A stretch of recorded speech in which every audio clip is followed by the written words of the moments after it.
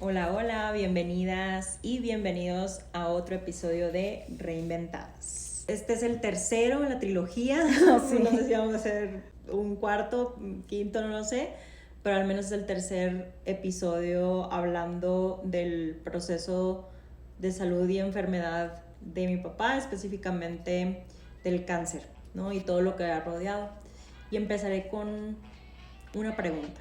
¿Tú qué es lo que más recuerdas de los últimos momentos de mi papá?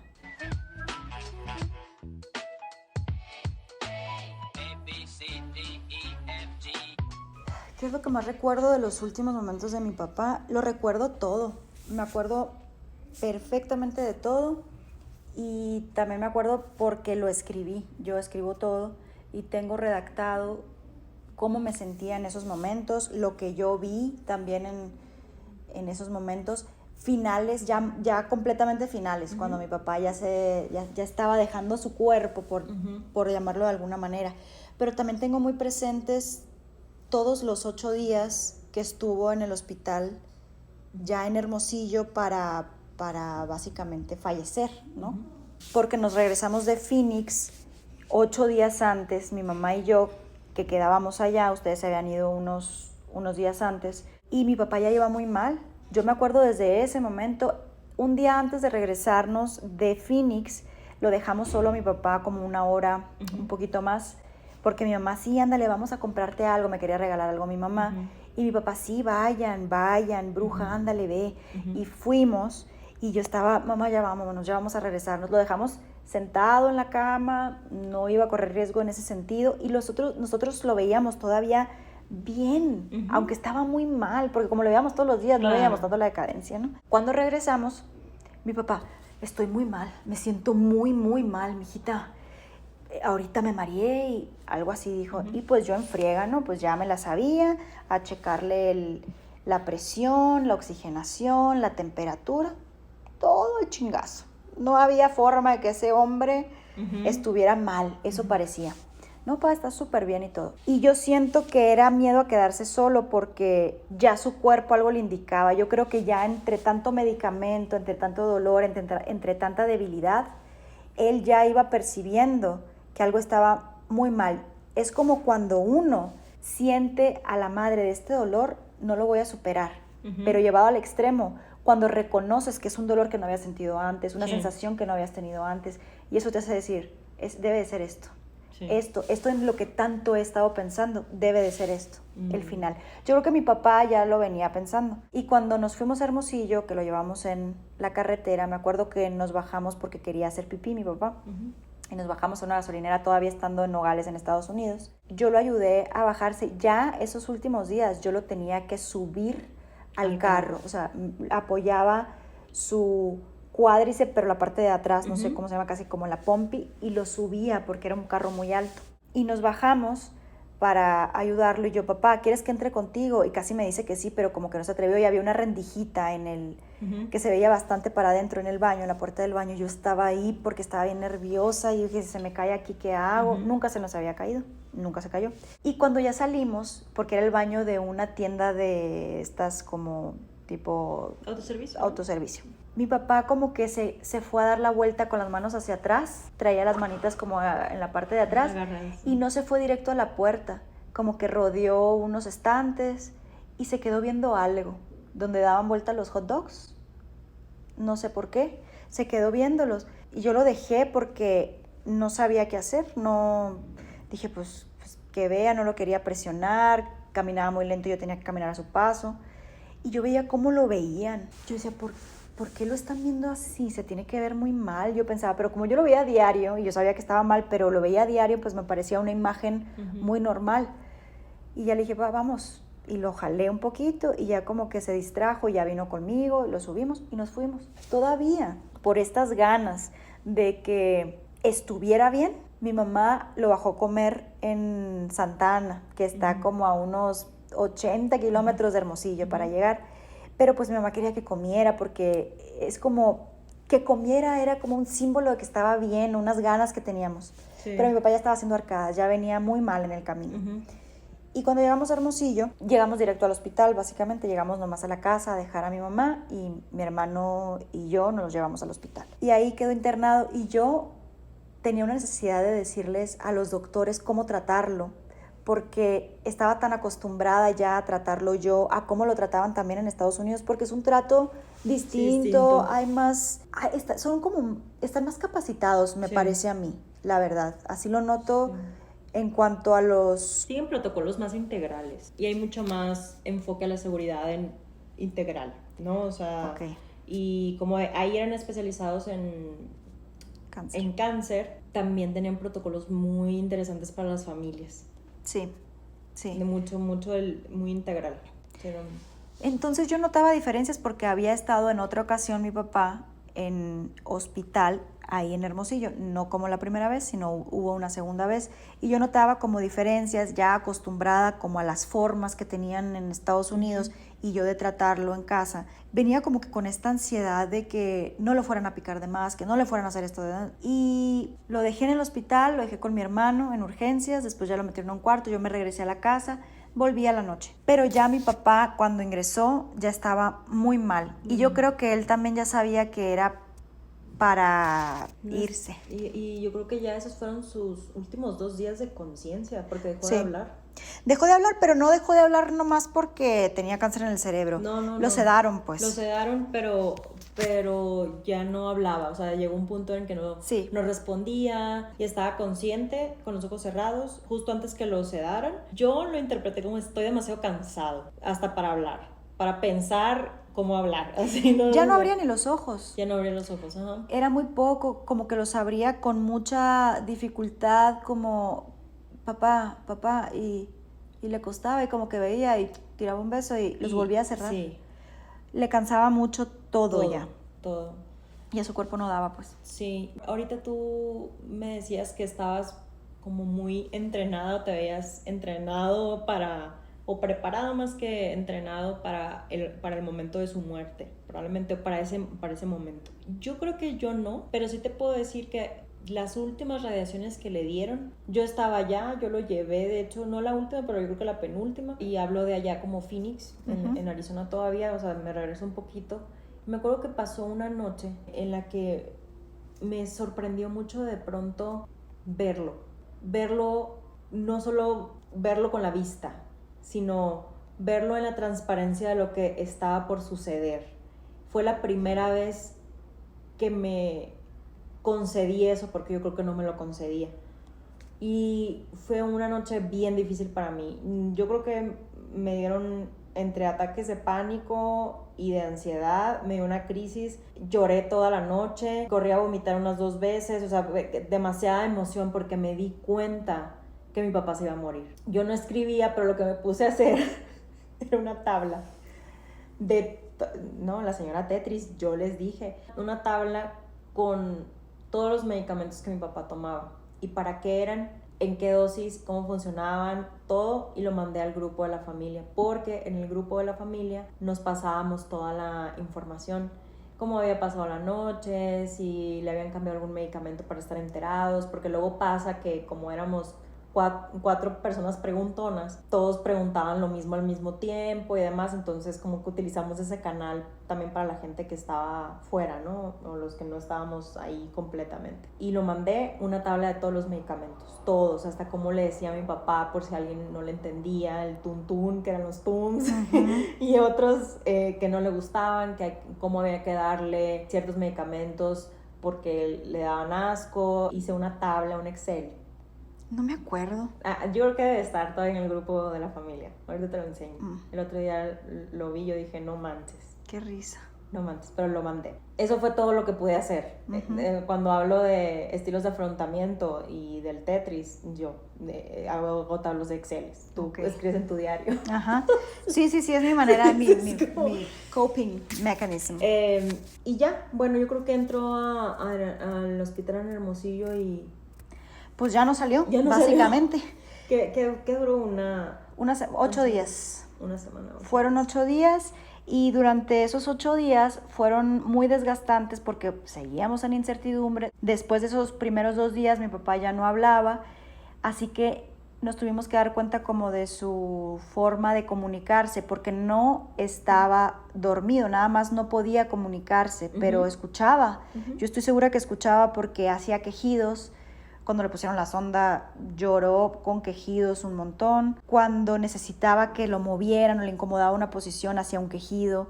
Pero también cuando se sentía solo, porque había como un cuarto al ladito como para atender a gente. Una salita, ¿no? Una salita. Y nos salíamos ahí a atender a ciertas personas y a veces se quedaba solo mi papá. Y digo solo porque estábamos ahí al lado. En el otro cuarto, pues, ¿no? Ajá. Y aparte, siempre quedaba entreabierta la puerta, pero se escuchaba cuando hacía un quejido y era distinto al del dolor, y llegábamos, le agarrábamos la mano, lo sobábamos o le decíamos aquí estamos, y se dejaba de quejar. Encontramos otra forma de comunicarnos, por así decirlo. Pero durante todo ese tiempo fue muy cansado porque era estar todo el día en el hospital porque ya estábamos esperando ese momento. Sí. Y luego el señor...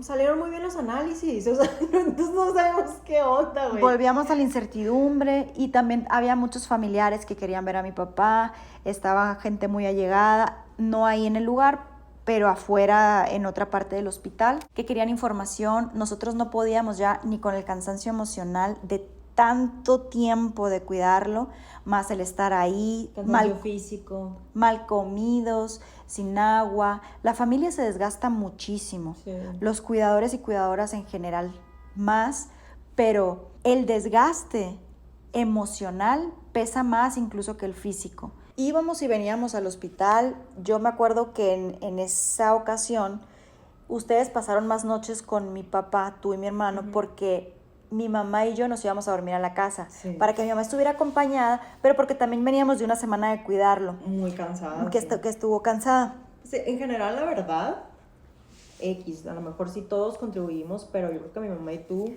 se llevaron la fatiga emocional, física, mental, espiritual más grande de todo el sistema, y por el sistema hablo de la familia. Sí, porque estuvimos ahí mucho tiempo y era estar encerrados los tres en una casa para lidiar, ¿no? Con lo que requería la enfermedad. Pero esos últimos días fue también muy agotador porque había que mandar mensajes, había que hacer papeleo, y digo mensajes de personas que estaban interesadas en saber la salud de mi papá y cómo nos encontrábamos nosotros como familia, nuestras amistades, gente que lo conocía, gente del trabajo. Pero a lo que quiero llegar con esto es, muchas veces no entendemos por lo que están pasando los familiares, y no tendremos por qué entenderlo a profundidad, porque eso apenas, no se lo deseo a nadie, de hecho, apenas estando en el momento y en el lugar. Pero sí algunos tips para la gente que va a dar un pésame o que se quiere acercar para ver cómo están los familiares, incluso familia cercana. Un tip es visitas cortas a los familiares que están madreadísimos de estar todo el día en el hospital, respondiendo preguntas, con la incertidumbre, con la angustia de que va a llegar ese momento o no va a llegar, lo que sea que te esté pasando por la cabeza. Si no te contestan un mensaje que mandaste para saber cómo están, no lo tomes personal, no es contigo, es que la familia no puede. Recibe muchísimos mensajes. Basta con el simple hecho de que estés ahí presente, mandas un mensaje y que eso sea lo que cuente, porque realmente cuenta. Sí. Pero hay veces que no tenemos el tiempo como para atender a todas esas personas que están interesadas en la salud. ¿Tú qué tips podrías decir? Yo dijera primero tener la confianza de que si fue la familia que acompañó, en este caso casi 2 años, 4 meses, toda la enfermedad y los procesos de una manera ética, amorosa, como creo que lo hicimos nosotros, y tan responsable y con tanto interés, confiar en que las indicaciones que se den durante la estancia de hospitalización, o las peticiones que se hagan, o si se habla de una indicación médica y se informa a los familiares o a los amigos o a la gente que genuinamente está interesada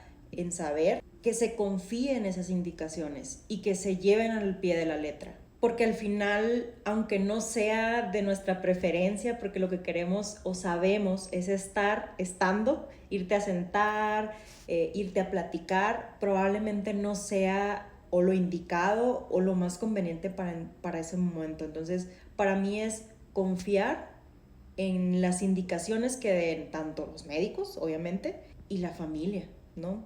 Si pedimos ciertas cosas a cierta hora, sería porque se necesitan ciertas cosas a cierta hora, o ciertas restricciones, horarios, necesidades, si hay que bajar la voz, si hay que mantenerse afuera, adentro, es por algo. O sea, solo no es personal, como decías, no tiene nada que ver con lo personal. Y sabes, en ese momento, yo creo que no pasa en todas las familias o en todos los sistemas, pero ahí ya nada es personal. O sea, estamos todos enfocados en ese momento, estamos todos enfocados en el papá. Y la familia de otra persona va a estar enfocada en el papá. O sea, como que... O sea, no se trata de nadie más que del que está Así postrado ahí, entonces, enfermo. todas las indicaciones y todo gira alrededor de eso, y de ahí se desprende todo lo demás. Creo que es esa, yo le llamaría confianza y respeto de esas indicaciones, y que también descubramos que hay otras maneras de estar. Sí, eso está padre, explorar otras maneras de estar. Ese término está como interesante, pues, ¿no?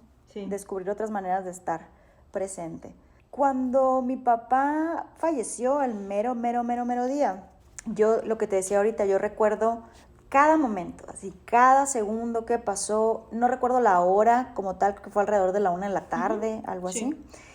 Pero sí tengo noción de que estaba preparada para ese momento, ese preciso momento, por lo que vino después, inmediatamente después, me refiero, porque te contaba la otra vez que cuando mi papá falleció, en el momento en que dejó de respirar, que esa es otra cosa, yo no era necesario que estuviera ahí cuando falleciera, porque era algo que les decía a ustedes, y le decía mucho a mi mamá, mamá, tú realmente te quieres ir a dormir a la casa, porque podemos quedarnos aquí si tú quieres estar, porque no sabíamos en qué momento iba a suceder.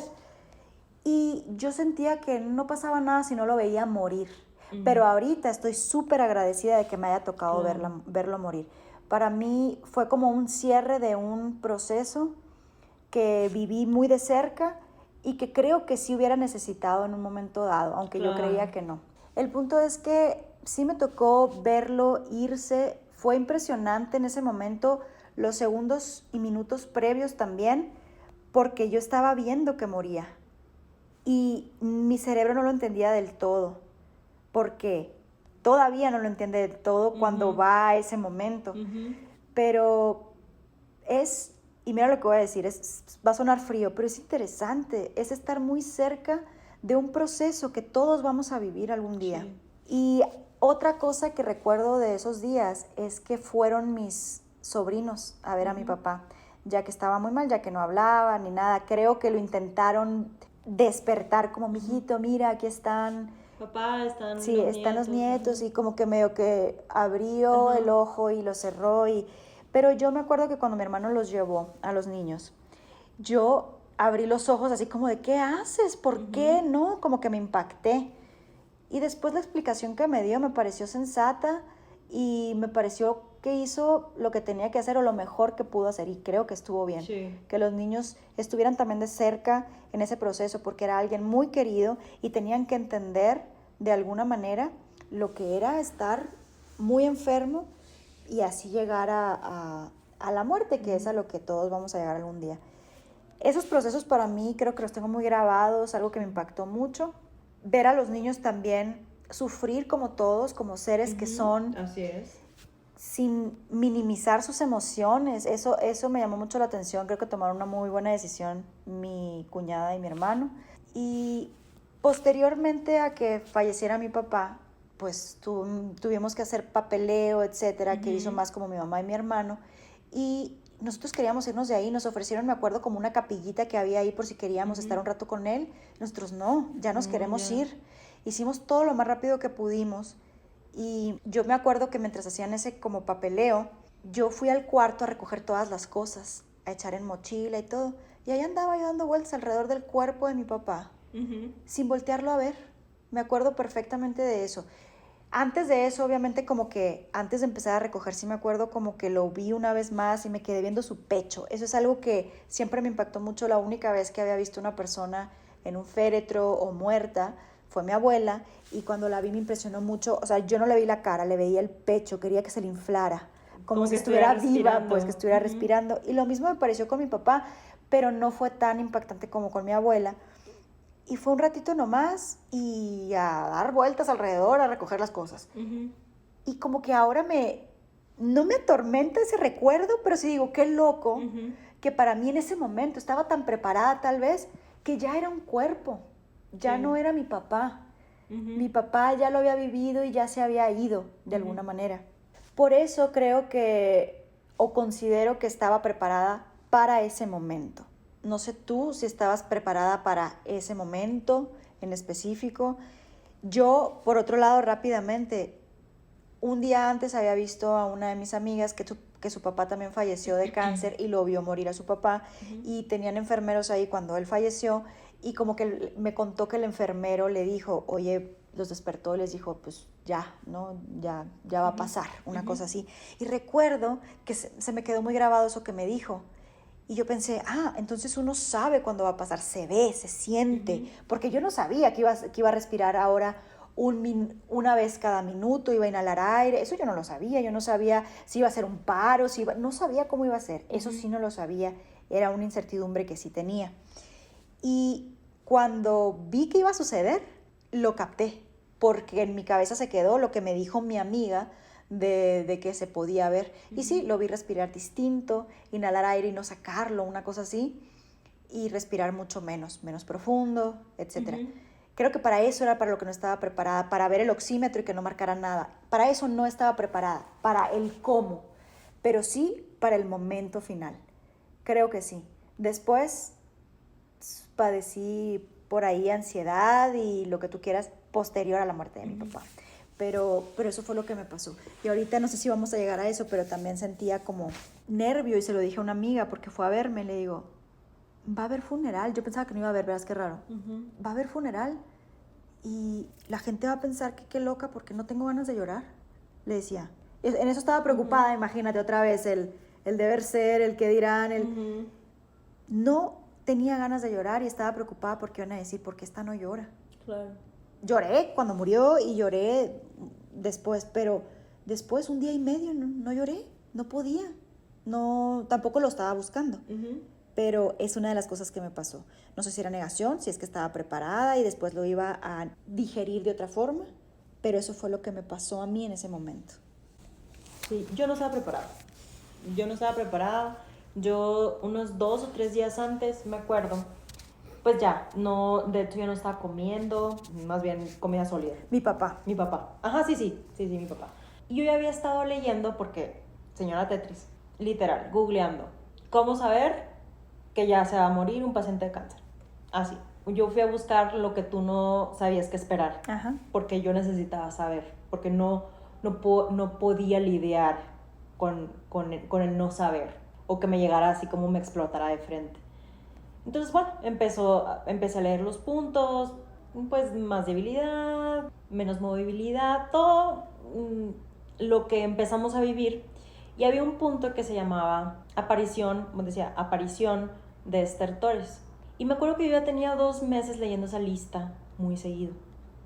Y prácticamente cuando mi papá iba en decadencia, yo la iba palomeando. Ok. Entonces, de que, el punto 7, check. Y el 3 no, el 3 no. O sea, sí. Y entonces yo la revisaba. Y yo decía, estertores, no sabía que era un estertor, entonces lo fui a checar, googlear, estertor. ¿Sí?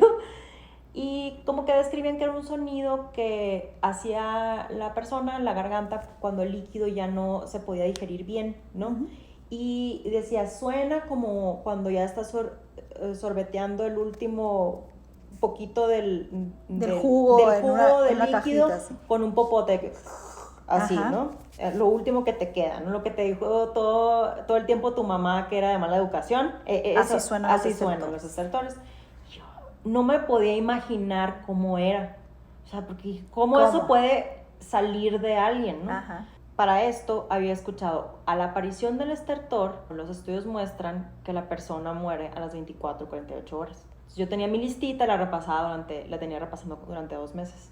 Y una tarde-noche, que mi papá ya no comía bien y así, y empezó como a roncar, o no sé, a hacer ruidos raros.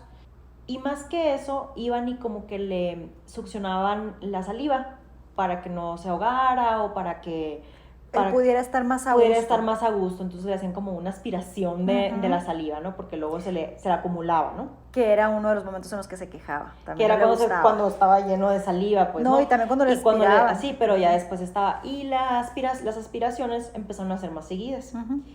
Y llegó un punto que empezó a hacer un sonido que parecía a un popote terminándose el líquido. Y yo dije, este es el estertor. ¿Lo reconociste? Lo reconocí por lo que había leído y era casi el último punto que me tocaba palomear en la lista. Y yo esa noche me iba a quedar a dormir con él sola. Todos se fueron a descansar y nos estábamos turnando, pues, ¿no? Y yo me acuerdo que me empecé a paniquear. Y me salí a la salita que estaba conjunta y estaban mi hermano y mi cuñada. Y le dije a mi hermano y mi cuñada, ya se va a morir. Y mi cuñada me abrazó, yo, ya se va a morir. O sea, yo quitándole, o sea, yo, ya se va a morir. Lo único que podía decirles, los estertores, ya se va a morir, les dije. Y lo fui a googlear y yo, mira, ya se va a morir. O sea, era todo lo que podía hacer. Y mi hermano nada más se quedó leyendo y ya nada más se quedó así. Y esa noche me acuerdo que no pude dormir porque lo único que podía escuchar eran los estertores y porque estaba midiendo sus respiraciones. Ustedes me dijeron, si algo llega a pasar, pues márcanos para venirnos al hospital o si algo se pone mal y demás. Entonces yo estaba ahí con la cobija viendo el reloj, ¿no? O sea, y las respiraciones, y yo también le veía el pecho, que subía. Y no bajaba. Y no bajaba, y luego no subía y así, ¿no? Entonces le llamé a un enfermero y le dije, oye, las respiraciones ya están bajando un montón, ¿qué onda? Y ya empezó a ver y le voy a hablar al doctor, me dijo. Y se fue. Y yo les empecé a mandar mensaje, hola, así, ¿no? que, ¿cómo están? Sí, así, sí, muy y casual. Que eran 2 de la... No, ya era la mañana, yo creo, ¿no? Era temprano, eran como las 5. 5 de la mañana. A pasar eso, sí. Oigan, ya las respiraciones pues están... ¿Pero qué te dicen? Y le llamaron al médico, les empecé a informar un poquito. Llega el enfermero con, no sé, medicina, no sé qué era, una jeringa. Y se le inyecta, o sea, se le inyecta... Sí, en el suero. En el suero, ¿no? Y en eso mi papá se empezó a mover mucho. Mucho, impresionantemente. Como espasmódico. Como espasmos y literal luchando porque tiraba fregazos. Y hacía ruidos muy feos, así, de dolor extremo. Y se levantaba de la cama y hacía como si se estuviera convulsionando. Y aquello fue como muy traumático porque no sabía qué estaba pasando. Dije, no sé si así se va a morir, no sé si esto es ya... Yo no tenía esto en mi lista. Sí, no venía en la lista. Y me empecé, y yo, papá, y empecé a decir cosas, o sea, yo, papá, ¿estás bien? Y me empecé a llorar y el enfermero me dijo, por favor, salte. Yo dije, no, esto es lo que he visto en las películas que sucede. No venía en mi lista, pero esto es... Y yo, ya vénganse, o sea, les dije, ya vénganse. Y yo me volví a meter porque dije, no lo voy a dejar solo. Y dentro de todo este olor, ya a mí me gusta quedarme como que no fue algo de coincidencia, pero dentro de todo este dolor así, y estaba hasta diciendo, hacha perro. Hacha perro, decía, hacha perro. así como de vete para allá, o sea, como así le puedes decir a un perro cuando hacha perro. Como que así le decía al enfermero, yo creo, era su forma de decir, ayúdame, no ayúdame, sé. Ajá. Entonces, me acuerdo que en uno de estos espasmos, como que se levanta y me ve a los ojos, directo, porque yo estaba enfrente de él y me tiró un beso. Pues, por supuesto que dieron mal de lágrimas ahí, y yo, ¿qué está sucediendo? En eso llegan todos ustedes, o sea, ya hablo de mi mamá, tú, mi hermano, y lo que pasó, ya sé que fue como muy descriptivo el momento, ya después lo volvieron a sedar, es que como ya estaba muy sedado y pues ya estaba muy mal, por supuesto su ritmo cardíaco empezó a bajar, su respiración empezó a bajar, pues ya empezó a decaer, ¿no? Y lo que hicieron fue como reanimarlo. No recuerdo qué fue, pero imagínense que un montón de adrenalina. Y lo que hizo fue bajar la sedación y ahí me di cuenta que estaba en un dolor bien profundo por todo lo que le dolía y todo lo que le estaba pasando. Porque le quitaron los sedantes y todo lo que le hacía adormilarlo. y empezó entonces a sentir el dolor. Por eso se puso así. Sí, es como que con el medicamento que le inyectaron, inhibieron la sedación. Sí. Y pues mi papá necesitaba estar sedado por todos los dolores que tenía a causa del cáncer. Y fíjate que a partir de eso, el médico que lo estaba viendo se sienta con nosotros al día siguiente o ese mismo día y tiene una conversación con nosotros. Y nos dice, no había platicado de esto con ustedes y creo que es momento de que quieren hacer la próxima vez que esto pase. Porque va a volver a suceder. Que pase no lo de los espasmos, al revés, que pase de que esté respirando poco y que parezca que ya va a dejar de respirar, digamos. Así es. Entonces, pues le hicimos un montón de preguntas y eso también fue algo muy difícil, porque incluso hay un tema legal ahí. El médico tiene que decir esto. De hecho, perdón que te interrumpa, por eso resucitaron a mi papá de alguna manera, porque como no habíamos firmado la carta de no resucitación que se tiene que firmar, ellos se pueden meter en un pedo, yo supongo, porque no nos avisaron antes y era como dejarlo morir sin que nos avisaran, una cosa así.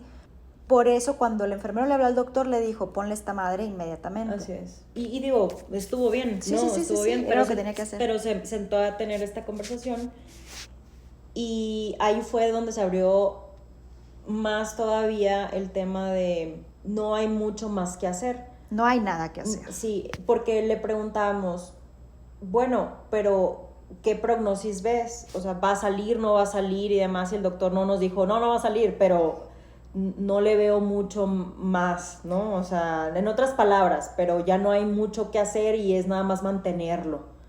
Sí, o sea, como que dijo, mira, en un cuerpo sano, si hubiera tenido una persona joven, un accidente, y está como muy mal, a lo mejor no firmas la carta porque tiene capacidad de recuperarse y si llega a pasar algo como eso, pues se entuba para que la pueda librar una persona joven. Pero a mi papá no tenía caso entubarlo o intubarlo, nunca sabe, intubarlo, porque ya todo estaba fallando. No tenía caso prolongarle la vida, si es que se le puede llamar así.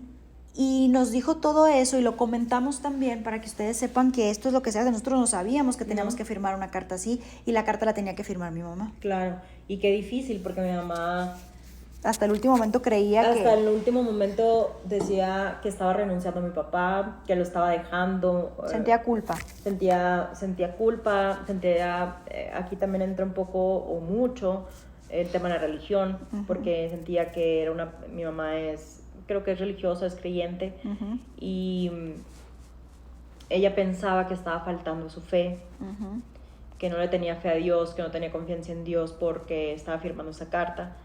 Y sentía yo creo que lo estaba matando en su cabeza. En su cabeza, digo, pero qué fuerte firmar algo así. Todavía lo firmó, recuerdo, nos preguntó a todos qué pensábamos, los tres coincidimos en que ya.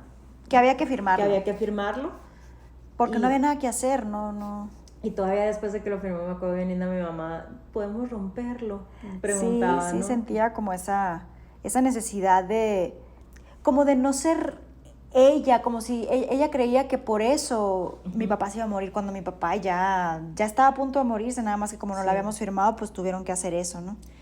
Y en el momento ya de su muerte, lo que me pasó es, yo no estaba preparada para ese momento. Digo, hice mi lista, hice un checklist, todo se cumplió, pero no sabía qué iba a sentir, no tenía control sobre ese momento y me acuerdo que me entró mucha desesperación porque no podía creer que ya no iba a ver a mi papá y eso se me hacía muy fuerte y no quería que terminara y tenía muchas ganas de gritar no y me acuerdo que le agarraba la pierna y lo sobaba y yo no se puede ir, no es cierto, no está pasando esto y estaba lloraba mucho y me aferraba y yo no te vayas, por favor, quédate aquí. Pues sí. Es difícil y creo que todos, ahorita que lo mencionas así tan gráficamente como el no verlo, porque creo que esa es parte del duelo, ¿no? Nos enseñan tanto el apego, esta persona va a estar ahí siempre, porque es tu papá, porque es fuerte, porque él te cuidó, porque él te cuida que es más difícil todavía asimilarlo. Y creo que parte de lo que viene después en el duelo es mucho esto. No sé si a ti te pasa o te pasaba, que tratabas de recordarlo vivo, por más que acabara de suceder hacía una semana, y no se podía, porque la imagen era no de haberlo visto muerto, era de como ya no está. Así es. Y de repente a mí todavía me pasa, después de que ya va a cumplir 3 años de que falleció, de decir, ¿neta no está? Y después, cuando cumplió como 1 año y algo, yo le decía a Nico, a la madre, llevo 1 año y medio sin ver a mi papá. Como que son cosas que te van, pues sí, ya sé, trayendo. Llevas 1 año y medio sin verlo y no te lo habías preguntado con punto y coma, ¿no? Claro.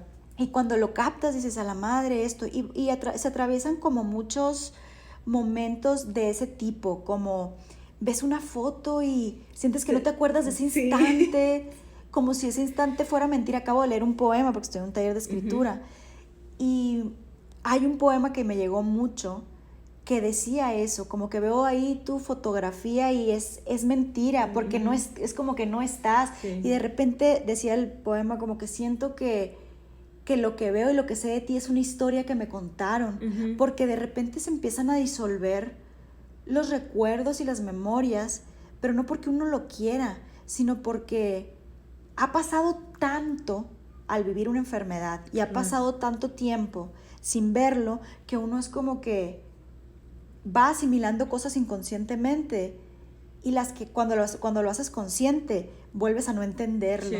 Entonces por eso los procesos de duelo y de pérdida son de ida y vuelta, y no terminan nunca. Yo creo simplemente evolucionan, vas entendiendo ciertas cosas. Aprendes a vivir con ello. No es cierto que terminas el proceso, lo incorporas de una manera mucho más ajustada a tu vida, es todo. O sea, porque va a seguir doliendo aunque sea un poco el recuerdo hasta cierto punto, y no sé si esto, o sea, la palabra es dolor, pero sí va a seguirte causando una nostalgia, te va a seguir moviendo durante mucho tiempo. Y ¿sabes algo que me ayudó mucho? Yo me acuerdo que llegué a la casa ese día y yo pues todo bien, y lo que sigue y lo que se necesite hacer, la señora Tetris, y me fui a mi cuarto y me solté llorando como loca desquiciada, no lo podía creer, no podía parar. Yo nomás me acuerdo, güey. Espérate, que escuché porque medio cerré el cuarto, no alcancé ni a llegar a sentarme en un silloncito que estaba en ese cuarto, y empecé a llorar y me tapaba la cabeza y me trataba, pero estaba como en una crisis así, ¿no? Y yo nomás escuché los piecitos de mi mamá en la puerta, así como que no me quiso interrumpir. O no me acuerdo si sí fue y me abrazó y luego se fue y te mandó a ti. Porque te iba a decir, yo fui, como que no me acuerdo. La cabeza flotante, así. Dije, ¿quieres estar sola o...? Es que te iba a decir, fui, ¿qué te dije? Yo no me acuerdo. Pero yo creo que Brigitte, ve con Darinka porque está muy mal o algo así te haber dicho. Sí, siento que sí, pero no me acuerdo del momento exacto.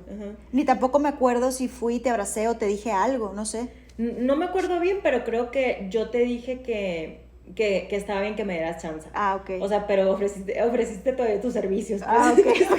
No, es que a ver, ojo. Para mí, lo que hice estuvo bien, muy bien, porque otra persona hubiera llegado a abrazarte, a lo mejor no era lo que querías. No quería, yo creo que todos se fueran. O sea, sí, por yo eso. quería, o sea, llorar y llorar un chingo sola. Eso era lo que yo quería. Yo normalmente afronto las cosas así, normalmente, no siempre, ¿no? Pero estaba como loca, desquiciada, y luego llorando feo. Cuando te trabas así, porque era demasiado el sentimiento. De hecho, se me empezó a revolver el estómago, como que quería vomitar. Oye, hablando de eso, güey, siento que hace mucho que no te veo llorar así, tipo, güey, feo. Creo que por eso reprimí mis lloridos, güey, porque tuve tanto bullying. Oye, ¿pero qué? ¿Te hacía bullying porque llorabas feo o qué? Sí. ¿Sí? Sí. ¿Es neta? Sí. Lo tiré al aire, güey, como para... Ese es otro episodio, amigos, ¿no? Pero... ¿Es en serio? ¿Qué te decía? Sí, me da... Tuve Marla, güey. No. Sí. Y yo le hacía nada, güey, porque era mi manera de llorar. ¿Cómo llorabas? Oye, te juro que fue como que tiré así nomás. Nunca me imaginé que me ibas a decir. Pero deja que pase eso. Sí, güey, me remedaban cuando lloraba. O cuando tenía ganas de llorar, de que... me empezaron a decir así. Y yo, pues, no quería llorar nunca, güey. Porque me da mucho ¿Pero por qué, güey? ¡Qué feo esa madre! Sí. No lo puedo o creer. Marlo te decía, ¿cómo iba a remedar nunca? No. Te lo juro, sí. Y no me acuerdo cómo llorabas. Sí. No me acuerdo cómo llorabas ni por qué te arremedaba, o sea... Siento que era influencia de Marlo, o no, a lo mejor y sí, sentía que llorabas muy feo, qué sé yo, pero... No, pero es que, digo, no creo que haya sido como a propósito para bañarme, ya sabes, pero sí era de que, ¿qué tienes, Erinka? Y no podía hablar, entonces ya se me remedabas, güey. ¿Pero qué? ¿Pero por qué qué hacías? ¿Por qué haces así? No, porque...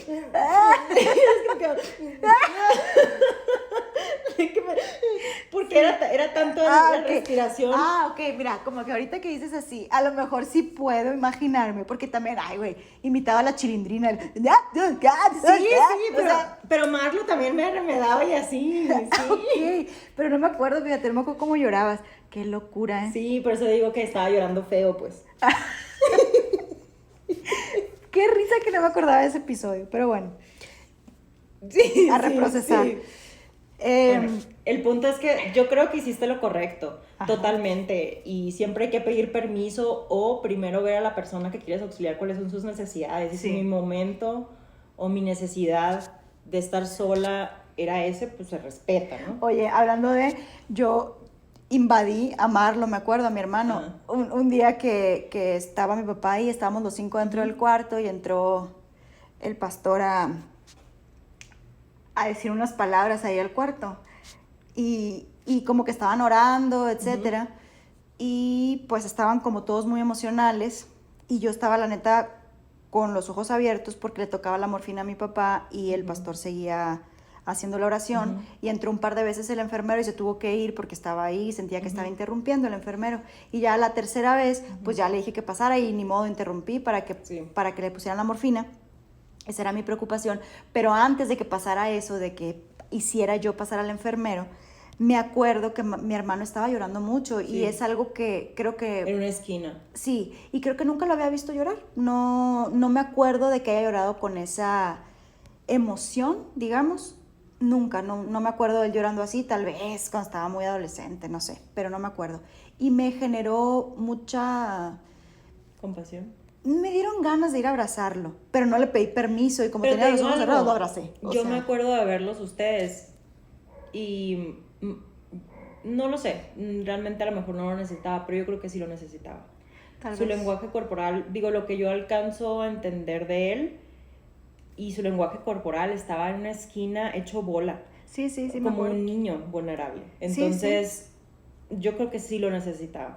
Bueno, entonces siento que ya no lo invadí tanto. Oye, hablando de esas cosas y de las cosas que pueden suceder también en la familia, cuando estábamos en el hospital, no sé si te acuerdas, pero surgió un momento muy tenso entre nosotros tres, como hermanos. También lo tiene bloqueado, amigos. No me acuerdo de nada. Y cuéntame más. Surgió un momento muy tenso porque, hablando de lo que hablé muy al principio, cuando llegó mi papá al hospital, que yo soy una persona muy controladora, ya lo hemos dejado muy en claro. Y yo durante mucho tiempo con mi papá tuve el control de las cosas que consumía, de sus medicamentos, de cómo lo trataban, etc. Y cuando llegamos al hospital también, la verdad es que se cometieron algunos, no fueron negligencias o errores en el hospital en Hermosillo, pero sí no tenían como... La precisión. No la precisión.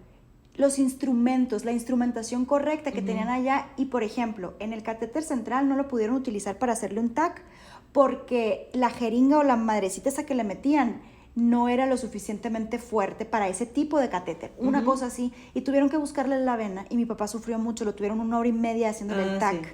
Y estaba pasando frío, el señor ya moribundo y haciéndolo pasar así, pues dices, no manches. Bueno, a lo que voy, yo ya estaba como muy desesperada, sentía que no se hacían las cosas igual que como yo estaba acostumbrada. y sentía que les podía decir a los enfermeros para que pudieran estar más cerca de lo que mi papá necesitaba, les decía, es que yo creo que es más para acá, y yo creo que es más para allá, y mejor pon la almohada así. Y creo que si le haces así, siempre lo trataba de hacer muy respetuosa, pero qué hueva que te estén dando indicaciones de cómo hacer tu trabajo. Yo no soy enfermera. Sí. Y me acuerdo que en algún momento yo estaba ahí, les di algunas indicaciones, era yo creo que como el cuarto día, y estábamos tú, mi hermano y yo, y pues mi papá, y le estaba dando alguna indicación yo creo, al enfermero, y como que me dijeron algunos de ustedes como, Bri, ya, como no, pero así como desesperado, no me acuerdo si fuiste tú o mi hermano. Creo que fui yo. A lo mejor fuiste tú, Estoy destapando. Probablemente pero fue así como nomás, Bri, como déjalo hacer su chamba, ¿no? Sí. Y cuando ya se fue, como que yo entré en un... Me dio mucho coraje porque mi hermano primero hizo algún comentario que a mí no me gustó, como de, no friegues, pues está haciendo su chamba y no sé qué, y tú lo secundaste, una cosa así, porque tenían razón. Tenían razón. Pero yo lo tomé personal porque yo quería hacer el bien, ¿sabes? Entonces, te juro que te entiendo completamente y ya estoy recordando, pero a ver, dime más. Y bueno, el punto es que es normal dentro de tanta tensión. Quieras o no, cuando surgen estos roles también, lo que sucede es, ok, este tiene este rol, este otro y esta otra. Y cuando no se van cumpliendo, cuando uno se sale del otro, cuando el otro no entendió el rol de uno o de la otra, aparecen como discrepancias al final de cuentas. Cuando sucedió esto, yo lloré mucho, empecé a llorar de esas lágrimas que te salen sin hacer caras, como seguramente las que hacías tú, así no es cierto, no me acuerdo. Empecé, no podía dejar de llorar y le agarré la mano a mi papá. Esa fue una de las veces que lloré. Yo le había prometido a mi papá que no iba a llorar, pero estaba llorando no por mi papá, estaba llorando del coraje, no sé. Sí. Pero le tenía agarrada la mano y yo lloraba, pero era una manera más bien como de, para no verlos a ustedes. En eso mi hermano me dijo, a ver, Darinka, vamos a salirnos para que Brigitte, por si tiene algo que decirle. Y yo, ¿quién te dijo? Yo ya le dije todo, una cosa así, o sea, puse en ese plan. Ya me voy, y me fui, haz de cuenta, me fui, y se quedaron ustedes ahí, total, pasó. Llegué a la casa, y yo despotriqué con mi esposo. Es que no puede ser, lloré como tú, yo creo. Y estaba así, total. Llegaste, porque yo había llegado primero a la casa. Llegaste. ¿Te acuerdas, güey? Pues no sé, güey, si ahorita me empiezo a espasmar, pues a lo mejor sí. Te enfrenté. En tu closet. ¿No te acuerdas? O sea, me azorrillaste. Te azorrillé. O sea, llegué, ¿hace cuenta? Muy calmada, según yo. Estoy acordando. Y yo, nada más, sacando una camiseta así. Pero primero muy calmada de que yo, oye, no sé qué, te está esperando abajo, alguien había llegado por ti. Sí, era mi pretexto. Y yo, ¿qué? ¿Tienes pasta? Sí. O sea, nada que ver. No, pero sí te estaba esperando alguien, venía por ti. El Pablo. Sí. ¿Con qué? Claro, el Pablo. Y está allá abajo, te está esperando, algo así. Y yo, ok, ahorita voy. Oye, una cosa, nada más. Haz de cuenta. Te empecé a decir, no me acuerdo exactamente las palabras, pero era un reclamo. Como que yo, está todo bien, entiendo que yo lo hice mal por tal y cual, pero son fregaderas que me digas, porque me dijiste alguna palabra que a mí me molestó, como alguna palabra que dice mi hermano que a lo mejor me aprieta botones, pero no me acuerdo ahora qué. Ya sé qué fue, como... O algo así, ¿Cómo qué? ¿Con qué? Sí, ajá. O sea, sí, ajá. Sí. O sea, como que este gesto, pues. Sí, al que yo le llamo airecito de irónica suficiencia. Ándale, pues eso fue. Fue un airecito de irónica suficiencia muy probablemente. Y te lo reclamé, pero primero iba muy calmada, porque no sé qué, está bien que tengas tu opinión y todo, pero yo no sé qué.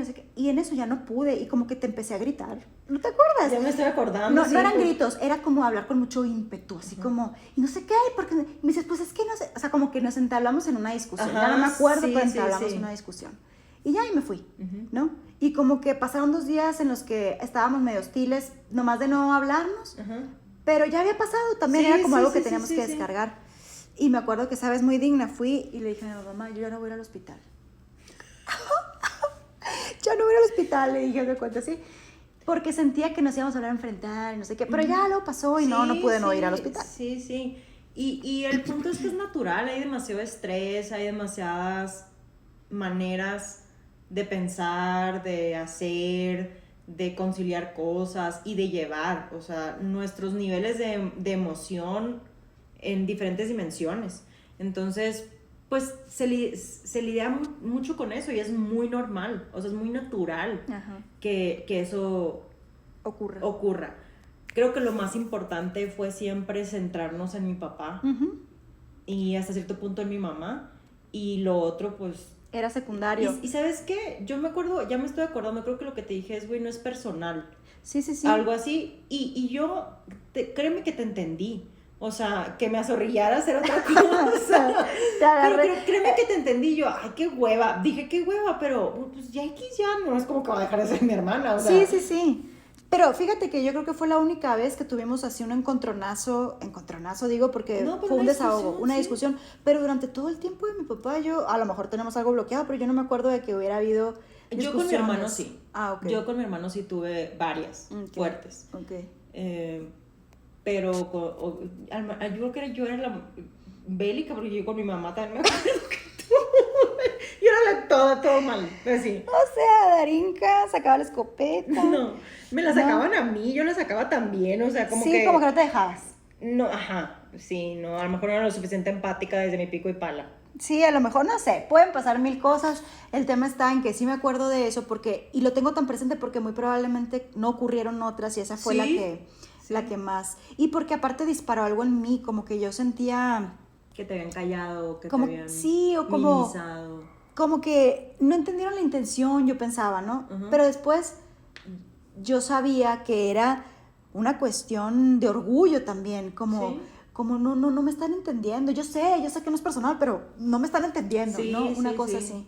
Sí. Pero bueno, el punto es que pueden suceder estas cosas. Sí, y es bien importante, pues, la comunicación y regresar al punto en el por qué están. O al foco. Al foco, exacto. Y la verdad es que también entender mucho que la otra persona está viviendo un proceso que tú no sabes, es al igual que tú.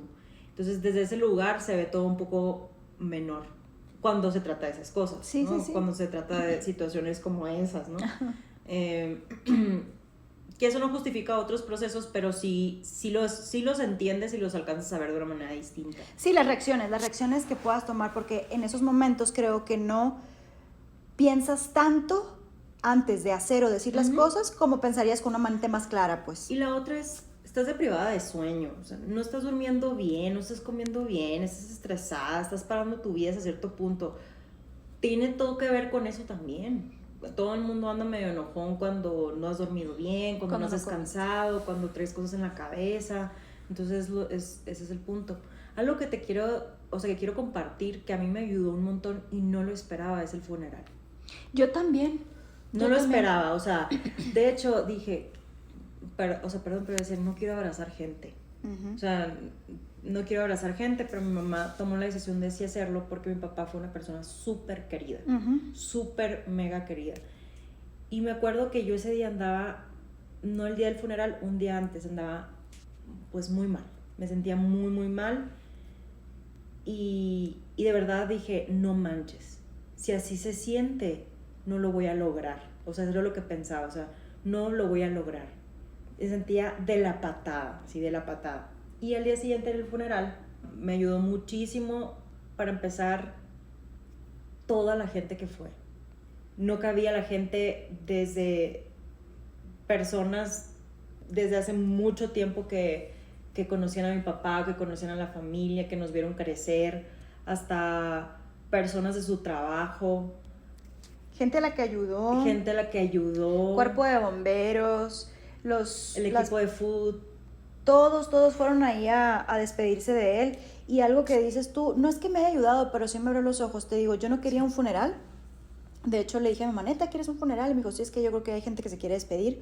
Y al ver eso también me hizo sentir como, no sé, te da una cierta sensación de, mira, todas estas personas tocó a mi papá de alguna manera, de forma positiva. Claro. Y está padre ver eso. Te digo, yo no lloré en todo el funeral, creo que se me salieron 2 lágrimas. Sí. pero por esto, porque era saludar a mucha gente, también vi mucha gente que no conocía, que no me acordaba y que me saludaban con mucho cariño porque sabían que era la hija Claro. de mi papá. Sí fue muy Emotivo. agradable y emotivo porque no me lo esperaba. Yo tampoco. Es más, yo no esperaba el confort que sentí gracias al funeral. Qué loco. Y yo tampoco tenía expectativas del funeral, al contrario, decía, la torre, no me cuadra esto, pues no me cuadra, pero vamos a hacerlo. No tenía tantas ganas tampoco, ya estaba muy cansada. Yo también, sí. Y estaba muy cansada emocionalmente y un día antes fue horrible para mí y me dio mucho confort. Esa noche dormí, digo, también me ayudó una pastilla, ¿no? Pero fue muy diferente, ese día fue muy diferente justo porque dije, no de la forma en que quisiera, pero voy a encontrar a mi papá en todas estas historias. Me sentí como muy orgullosa de ser la hija de mi papá. Y no se trata de sobre mí, sino de todo eso que mi papá hizo. Y sentí que lo conocí a través del funeral. Okay. Y bien chistoso porque, como yo te platicaba, como platiqué en otros episodios, yo no tuve una relación muy cercana con mi papá. No en muchos años. Y lo aprendí a conocer mucho a través de su enfermedad y a través de su muerte. Y me empecé a conocer mucho a través de él también. Lo que me platicaban las personas que de verdad genuinamente se interesaban por saber cómo estaba. Me acuerdo que cada vez que iba a su trabajo por algún tema, 15 gente se me abalanzaba. Sin falla.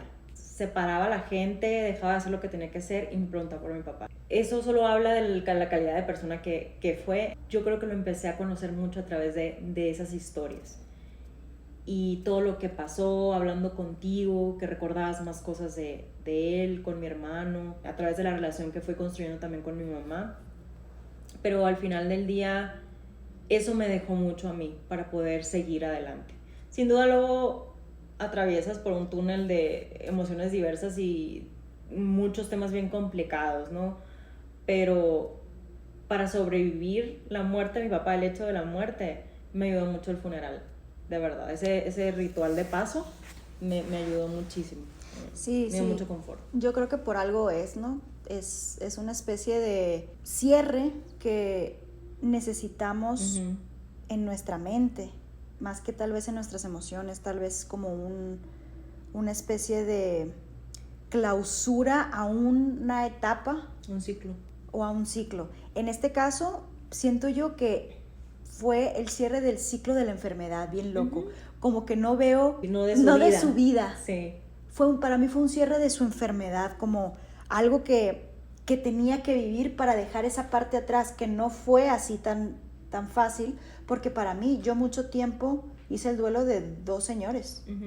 Del papá enfermo, que se veía y era diferente, al papá sano, que se veía y era diferente. Claro. Y es llevar dos duelos realmente. Claro. Yo me veía de repente extrañando cuidar a mi papá.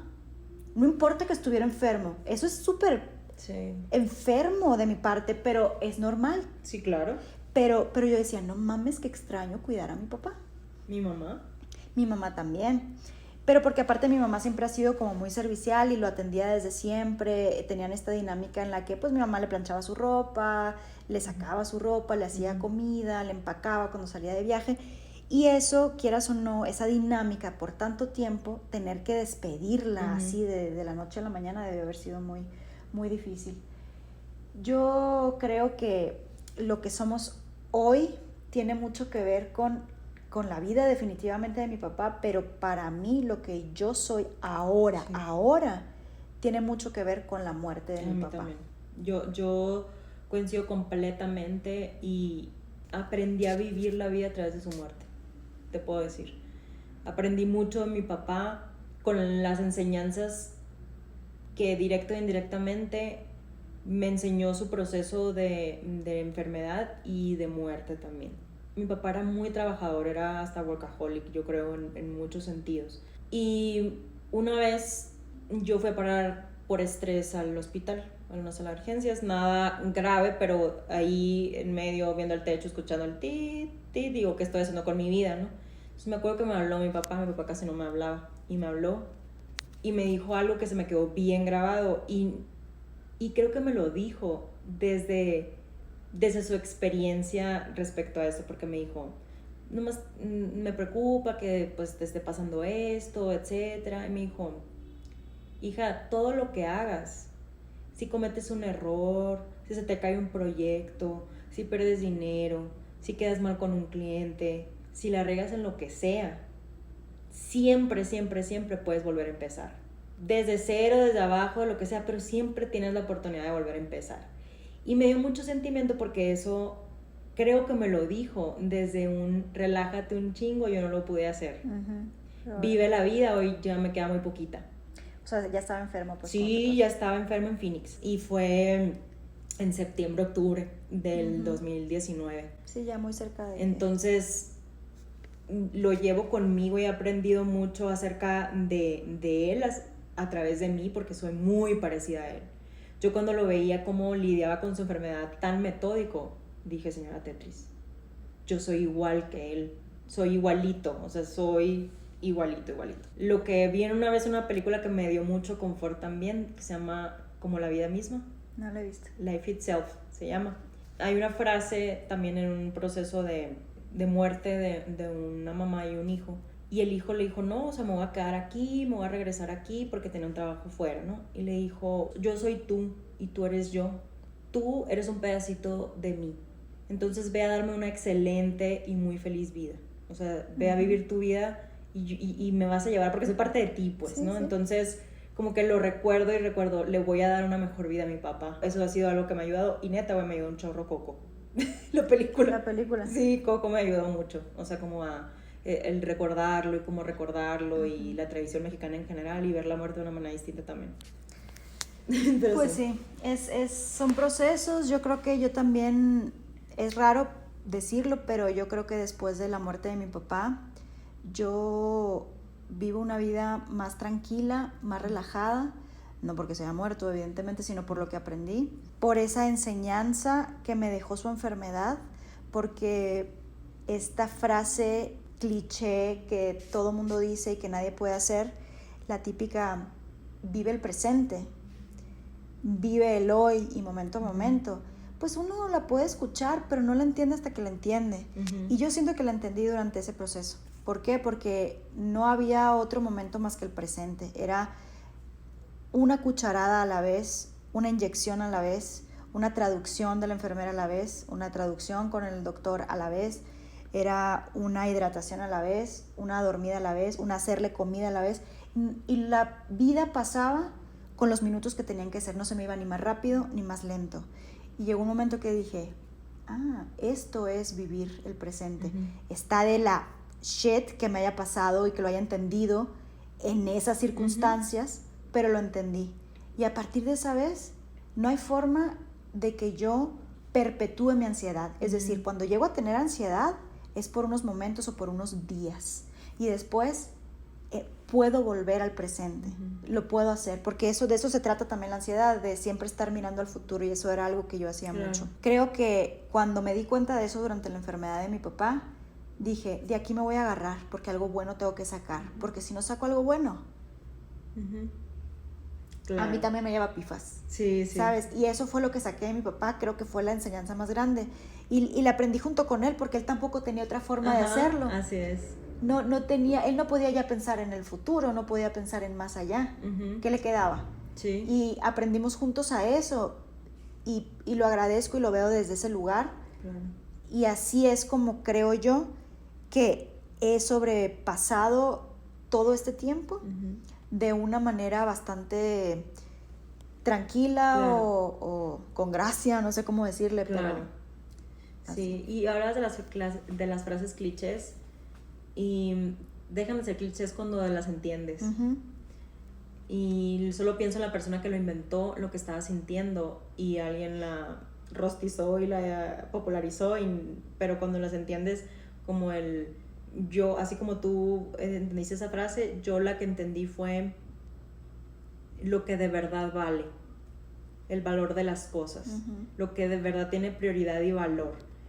Y yo era una persona excesivamente enfocada en el trabajo, y creo que no, ahorita lo puedo decir, pero no creo que haya sido así, porque uno aprende cuando aprende en el momento que aprende, ¿no? Uh-huh. Y por algo fue en ese momento, pero creo que perdí mucho tiempo por eso. Gané muchas cosas sin duda, pero perdí mucho tiempo y aprendí lo rico que se siente cuando de verdad estás haciendo algo que prefieres y que que es priceless, o sea, no tiene un precio. Uh-huh. Y para mí fueron las primeras veces que dije no al tema laboral, o sea, y que se me fue tan fácil, Brillito, o sea, nunca se me ha hecho fácil decir que no. Y me acuerdo que lo más valioso para mí eran ustedes, son ahorita, entonces disfrutar con ustedes ahorita ha cambiado mucho mi manera de pensar y de ver.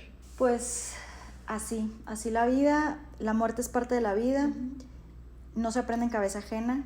Ojalá no existiera esa enfermedad o ninguna otra, pero pues es la vida que también como seres humanos ahí tenemos que vivir. Y no nos queda más que intentar aprender de esas experiencias en la medida de lo posible, con los recursos que tenemos emocionalmente, y tratar de sacar lo mejor de esas experiencias. Pero yo creo que tratar de tener buena comunicación durante estos procesos con nuestros familiares, con la persona que está enferma, tratar de entenderla es importante. Y pues nada, yo creo que está bueno también leer acerca de la muerte, de cómo cuando tienes una enfermedad de este tipo puede suceder las cosas, para que no te agarre por sorpresa, pero también para sentirte preparado, aunque nunca estemos preparados para eso.